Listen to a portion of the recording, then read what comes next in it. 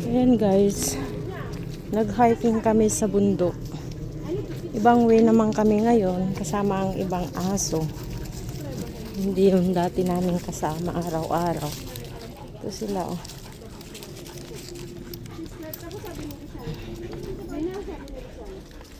Ganda kasi dito, malilim.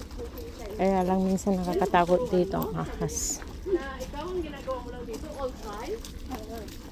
Tapos hindi mo siya nag-ibig. Tapos sabi ko niya sa akin, oy Weng, huwag ko nagpapakitang gilas, abusuin ka nila.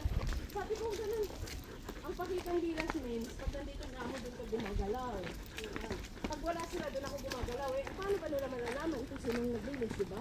Oo. Pero syempre, alam nila ako kasi ikaw hindi ka naglilinis ng bahay na to. Ginanon ko siya. Di lalo na, may sinasabi na siya sa friend niya. Hindi maganda rin ha. Iba talaga pag may kasama, no? O parang may sinasabi siya, siguro nagsisi siya na. Come on, come on. Sena, come. Sena! Hanggang sa, sige, umuon na lang ako, diba? Kasi hindi lang ako perahan sa rin sa insa. Gusto ko mag-back out.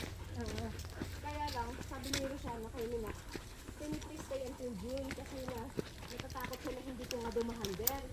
Pero nung under interview, tinanong ako ni Roshana kung anong background ko. Sabi ko, I work in Manila for 14 years in medicine. Doon siya na siya. Sabi ko, I am the occupant from Unilab. Ay, di ba Unilab naman naman? Kaya ano, I'm the world of Unilab. Tapos sabi niya, do you think you can handle Rene? Of course, I can handle your mom. Sabi ko, gano'n. Oh, di syempre, yabang lang yan, ano? Pero nung interview, para makapasa ka, di ba? Ang cute ng buhok mo. Pinagupit mo talaga yan. Oo. Kasi nainitan ako araw-araw ba naman na nakapusod ng buhok. Mexi? Ha? As in Mexi? Oo, mahaba yan dati buhok ko.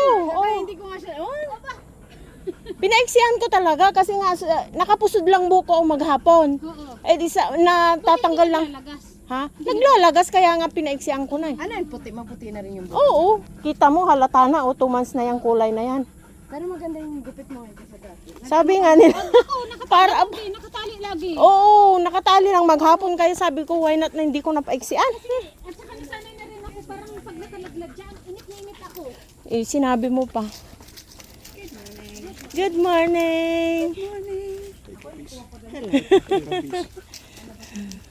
Come on girls, go. Up. Let's go.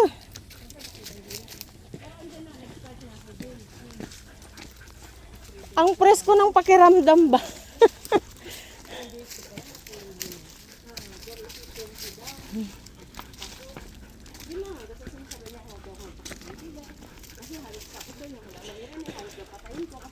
Araw-araw na bibiligan.